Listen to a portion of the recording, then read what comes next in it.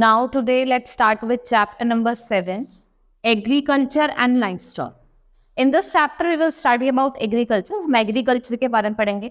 आपने देखा होगा जो हमारे इंडिया में मोस्ट ऑफ द ऑक्यूपेशन है, जैसे आप बात करते हैं 2/3 पार्ट का जो 2/3 जो पॉपुलेशन है वो किस में इंगेज्ड है, वो एग्रीकल्चर में इंगेज्ड है. ठीक है, ये सबसे इम्पॉर्टेंट ऑक्यूपेशन है for the people in India.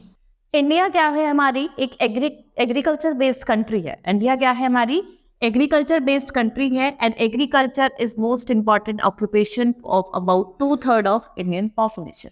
और जो एग्रीकल्चर है वो मोस्ट इम्पॉर्टेंट ऑक्यूपेशन है हमारी 2/3 of Indian population. Indian population की 2/3 जो पॉपुलेशन है वो किस में इंगेज है, वो एग्रीकल्चर में इंगेज.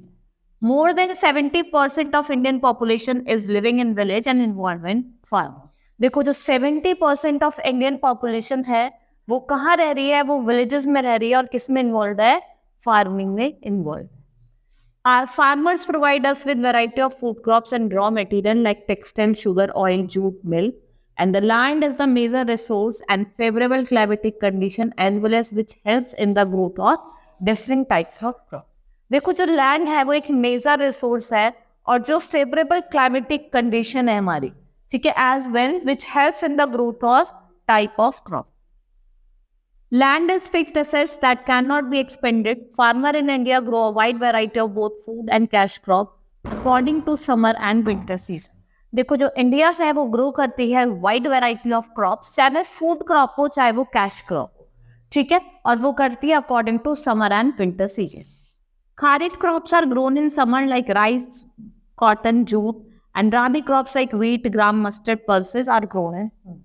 और जो rabi crop है जैसे कि आपकी wheat हो गया, ग्राम हो गया, mustard हो गया, pulses हो गया, ये कब ग्रो होते हैं, ये विंटर में. Rainfall, irrigation facility, nature of soil, purpose of production, size of field, technology, ये कुछ मेन फैक्टर्स हैं जो इफेक्ट करते हैं production of different types of crop in India. Next is dry farming.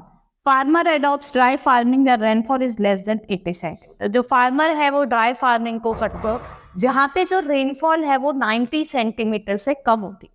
ठीक है, dry farming में क्या होता है, आपका जो rainfall होती है वो less than 19 centimetre.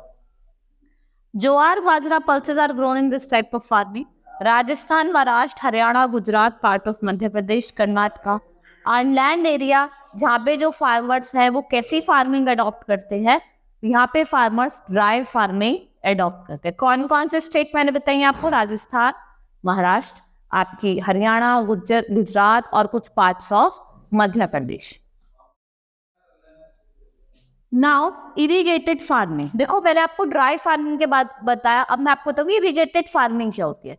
Irrigated farming वो होती है जहाँ पे रेनफॉल 80 to 200 सेंटीमीटर होता है. ठीक है, जो रेनफॉल है वो 80 to 200 सेंटीमीटर है. Irrigation from the rainfall along the surface water under the surface water is done. ठीक है, इसको क्या कहा जाता है, इरिगेशन फार्मिंग. इसमें जो सरफेस वाटर होता है उससे एग्रीकल्चर लैंड को क्या करा जाता है, इरिगेट करा जाता है. Wheat, rice and sugarcane are grown under this type of farming. ये कहाँ अडॉप्ट होती है, पंजाब, हरियाणा, उत्तर प्रदेश, महाराष्ट्र, कर्नाटका एंड आंध्र प्रदेश. नाउ जैसे आपकी शुगर केन फील्ड होगी, राइस फील्ड होगी, व्हीट फील्ड, आप देखते हैं कि यहाँ पे क्या होता है, जो सरफेस वाटर होता है उससे ही इनको इरिगेट करा जाता है. Next is wet farming. Wet farming क्या होता है, जहाँ पे रेनफॉल मोर देन 200 सेंटीमीटर होती है, इसे हम वेट फार्मिंग कहते हैं. Rice and jute are the main crop. और जो फार्मर है वेस्ट बंगाल, असम, नागालैंड, मेघालय, त्रिपुरा, मणिपुर एंड मिजोरम, ये क्या करते हैं, ये इस टाइप की फार्मिंग को प्रैक्टिस करते हैं. Next is type of crops. अगर हम बात करें अकॉर्डिंग टू यूसेज, जो क्रॉप है उनको मेनली 2 टाइप में डिवाइड करा गया है, फूड क्रॉप और कैश क्रॉप. ठीक है, 2 तरीके के क्रॉप है, food crop and cash crop. Food crop की बात करते हैं, the crop which people eat. जो भी क्रॉप लोग खाते हैं उन्हें फूड क्रॉप कहा जाता है. जैसे कि आपकी जो स्टेपल डाइट होती है लोगों की, मतलब हम चपाती खाते हैं, राइस खाते हैं, व्हीट, ये सब क्या है, आपकी स्टेपल फूड होता है और इन्हें क्या कहा जाता है, इन्हें फूड क्रॉप कहा जाता है. Rice is the most important food crop. It grows well in hot and humid area where good amount of water is available. जहाँ पे जो वाटर की अवेलेबिलिटी है वो बहुत अच्छी खासी। एंड जो स्टेट्स हैं वो रिसीव करते हैं हैवी रेनफॉल, जैसे कि आपके असम, वेस्ट बंगाल, बिहार, आंध्र प्रदेश, तमिलनाडु और केरल। ये क्या है, मेजर राइस प्रोड्यूसिंग स्टेट है।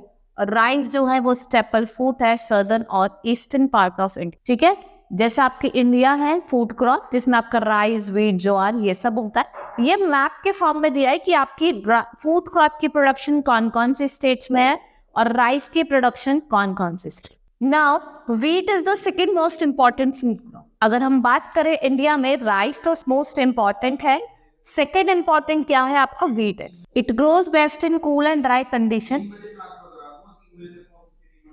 ये विंटर क्रॉप है। पंजाब, हरियाणा, उत्तर प्रदेश, मध्य प्रदेश, ये क्या है, ये कुछ मेजर व्हीट प्रोड्यूसिंग स्टेट्स। ठीक है, ये क्या है, आपकी दालें हैं, पल्सेस है, मसूर, चना, हरड़, ये सब क्या है। और it is the staple food in north India. Millets में आपके ज्वार, बाजरा, रागी जो होते हैं वो जनरली ग्रो करते हैं। एंड हरियाणा, गुजरात, राजस्थान, कर्नाटक, आंध्र प्रदेश, मध्य प्रदेश, ये क्या है, आपके चीफ प्रोड्यूसर है मिलेट्स। ये स्टेट्स हैं जहाँ पे मिलेट्स का प्रोडक्शन होता है। जैसे आपकी हरियाणा हो गई, गुजरात हो गई, राजस्थान हो गई, ये मिलेट्स प्रोड्यूसिंग स्टेट्स है। Now pulses are very rich in protein and are also used as fodder for cattle. Pulses are grown in large extent, ठीक है, एंड इसमें आपके ग्राम्स हो गए, बीन्स हो गए, पीस, मूंग, अरहर, ये सब। Now cash crop. Cash crop are sold for foreign exchange. ये हमें रॉ मटेरियल प्रोवाइड करते हैं इंडस्ट्रीज के लिए। आपके जो कैश क्रॉप है उसमें आपकी oil seeds, sugar cane, tea, coffee, spices, jute, tobacco और रबर आर। ठीक है, ये देखो, ये मैप दिया है इंडिया का। यहाँ पे स्टेट्स बताई गई हैं जहाँ पे जो शुगर प्रोड्यूसिंग स्टेट्स हैं, जहाँ पे आपको ग्रीन, जैसे आपके महाराष्ट्र, कर्नाटका, गोवा, राजस्थान, उत्तर प्रदेश, पंजाब, हरियाणा, ये उत्तराखंड, ये सारे क्या है आपके शुगर प्रोड्यूसिंग स्टेट्स।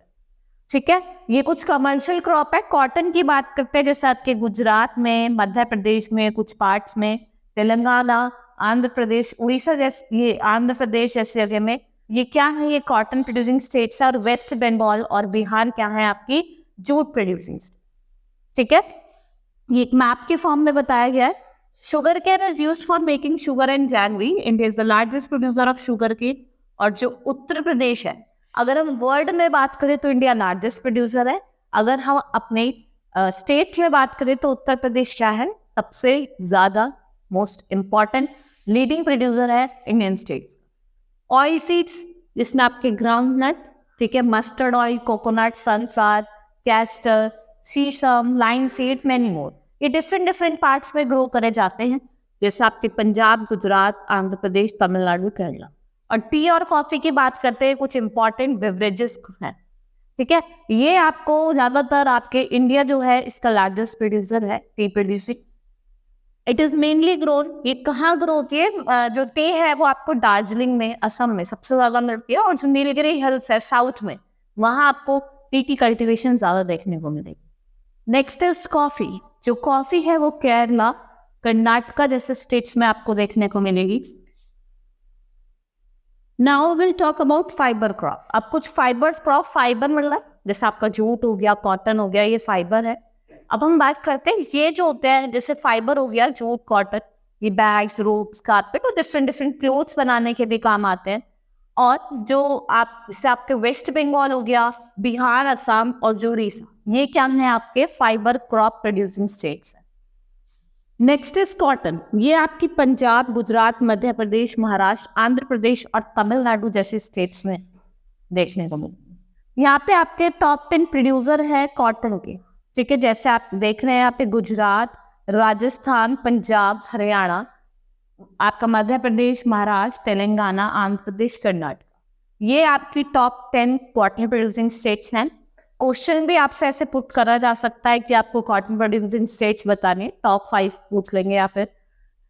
एंड ये आपकी 10 जूट प्रोड्यूसिंग स्टेट्स है। नाउ स्पाइसेस, जिसमें आपके कार्डमन, ब्लैक पेपर, ये सब क्या है, टर्मरिक हो गया एंड चिलीज हो गया, ये सारे क्या है आपके स्पाइसेस है। ये हमारे खाने में टेस्ट लेके आते हैं, ठीक है, ये और फ्लेवर भी लेके आते हैं।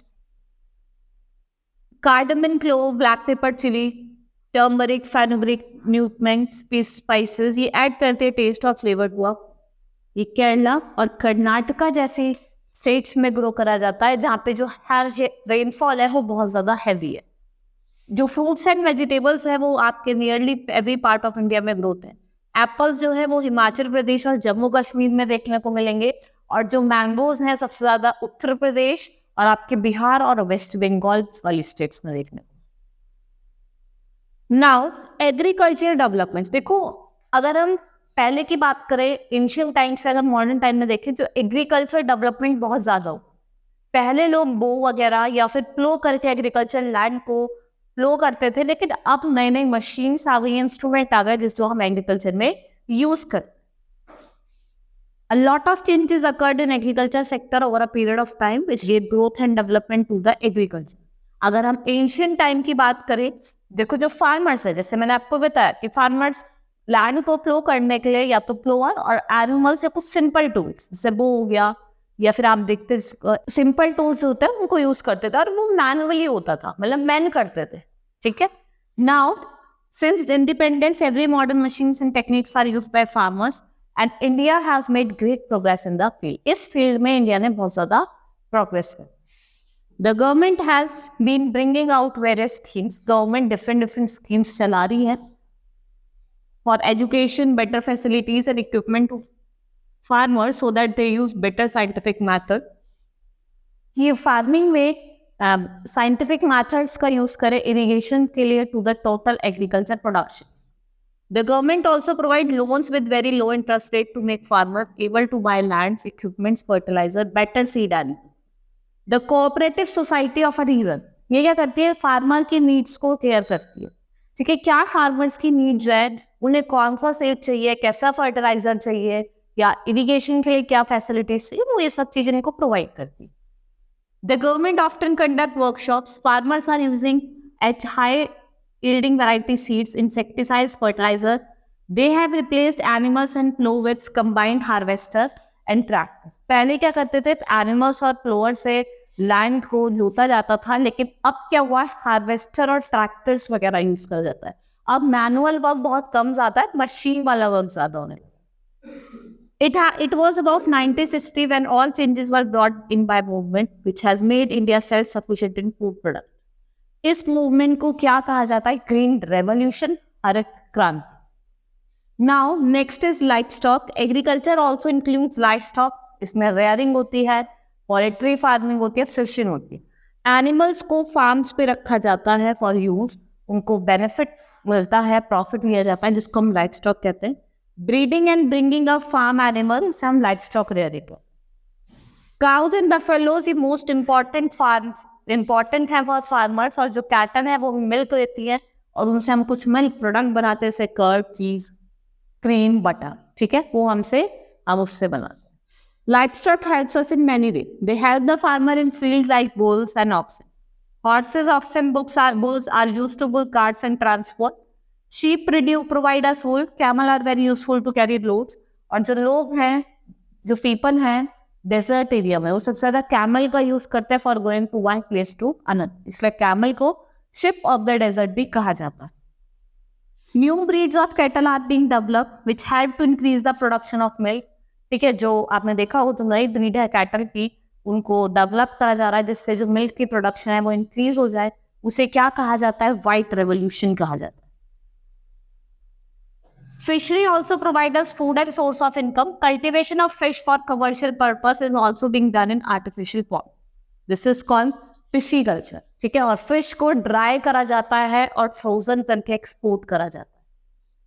Poultry farming is also being done on a large scale in our country. This hens, ducks and geese are reared for eggs and meat.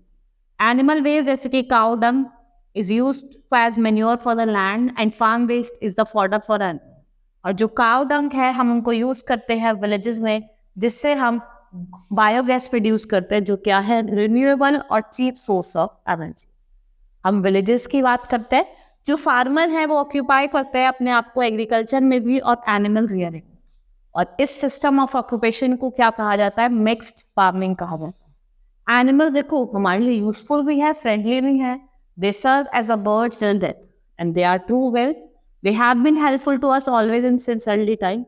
We should take care of them and always be kind to them. हमें इनके care भी करना चाहिए, उनके साथ kind भी करना चाहिए. देखो बहुत से लोग मारते हैं, वो चीज़ आपको नहीं करनी चाहिए. देखो आपका हॉर्स हो गया, डंकी हो गया, काऊ हो गया, ये कुछ एनिमल्स हैं जब इनको हम रेयर करते हैं, ठीक है, इसको क्या कहा जाता है, एनिमल हस्बेंड्री कहा जाता है. Hope you understood the chapter.